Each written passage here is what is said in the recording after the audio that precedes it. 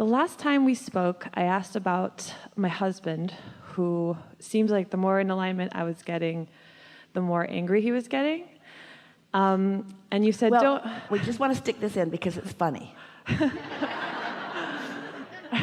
When you're living something that others want, sometimes it just amplifies to them that they're not living it, and it makes them ornery.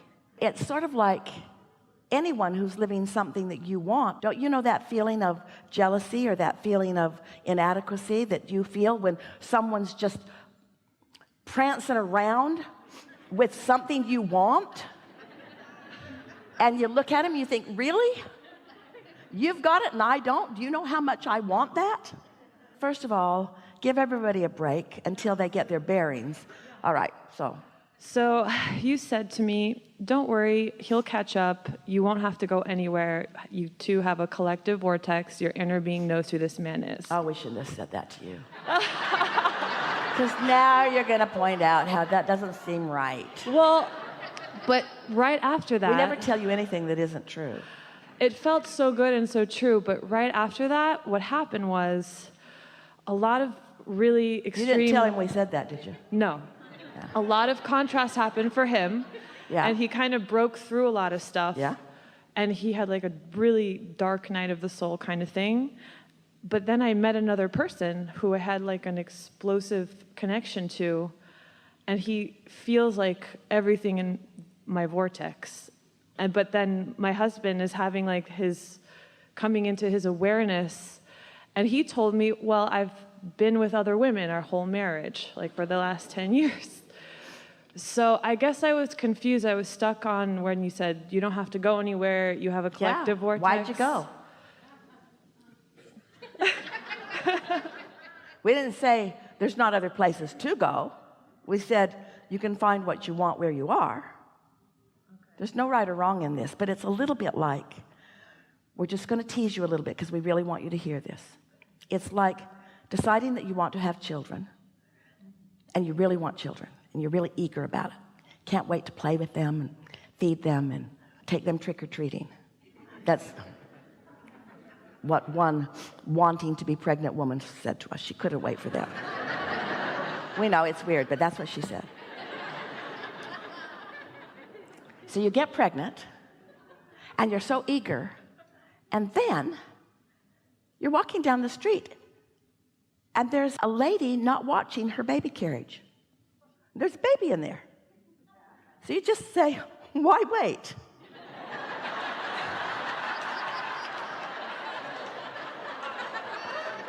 Now, you have a perfectly well-developing, just what you've always wanted, baby in gestation, but you're impatient. So you just, no analogy's perfect, just go with it. But now I'm kind of confused because I feel like it's weird, I don't really take what he's done personally, and I have love for him because I feel like we kind of helped each other wake up, but then like it just so happened that another path came to me, and it just feels like I have to go there. So it's interesting, I'm like a little bit conflicted about... Really? Yeah. Here's something that we always encourage. Make sure you're calibrated before you move. Were you calibrated before you moved? What influence do you feel you were under when you were swept to this other person? That's the question. That's the question that you want to ask yourself.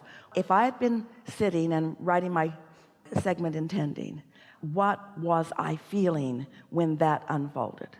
And you can say what you want it to be, but as you're in the process of exploring this other, we promise you that it was a very mixed bag. And so in either case, you got vibrations going all over the place, and you're not really accurately calibrating to your source in either scenario. But what is certain is that this new relationship feels like the path of least resistance because you don't know anything about that one. You know too much about the other. But you've put so much in your vortex based upon what the two of you have been doing all this time. So you've got this wonderful thing that is gestating. when we say take the path of least resistance, we really do mean it. But if you've taken the time to calibrate to who you really are before you start trying to decide what the path of least resistance is, sometimes the path of least resistance is just somebody who's not yelling at me right now, or sometimes the path of least resistance is just someone who feels good when they wake up in the morning. There's lots of scenarios about what the path of least resistance could feel like, but what the path of least resistance really is being tuned to the wholeness of all that you've created. In other words, not looking to the manifestation. This is what happens. So the two of you create together, and you put things into your vortex, and then they are in the process of becoming. But then you're taking score too soon, because as the thoughts are turning to things, there's lots of things in the vortex that are in the process of turning to things. But there are also lots of things in real life experience that are already turned to things, and lots of them you don't like so much.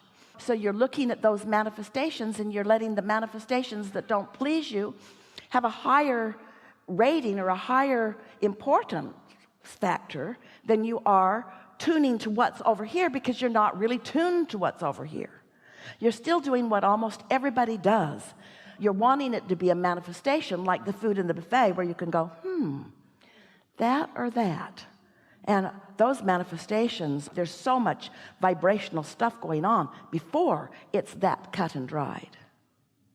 So what we would ask you to try to evaluate just for a little while before you take a big leap somewhere, evaluate both situations from the vibrational standpoint. Ask yourself how it's feeling. Try to calibrate to who you really are. We like saying this so much. We've not said this before. We've not had a situation where we could say this before with this clear way of saying it. You're all really going to like this. So there's this existing relationship. Let's call it existing. Been going on for how long? 10 years. And then there's this new relationship. Been going on for how long? 3 months. Let's call the 10-year relationship a manifestation. Seems logical. And let's call the other one something in the process of becoming. Seems what most people would do. Yes, this one is manifested. It's signed, sealed, delivered. It's a done deal. It is what it is. And then here's this new one. We would like you to understand both of them are equally still in the ethers, in the state of becoming.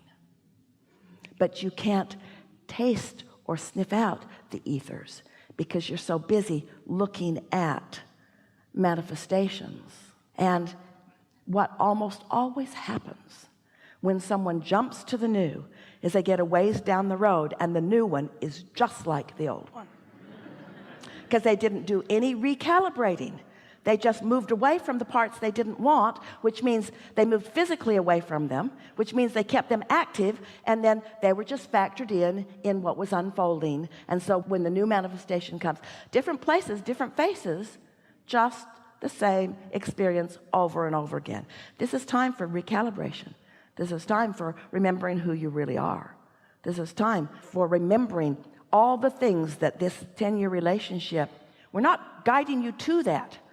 We're just wanting you to benefit from what that 10-year relationship put in the vortex, and we want you to calibrate to the vortex version of that 10-year relationship.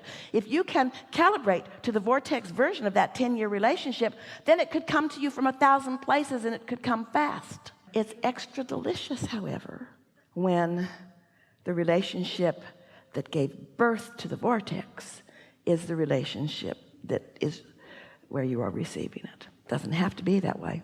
Most people don't let it be, because most people aren't disciplined enough to see new every day. They see the same old every day, because it's really good. Yeah.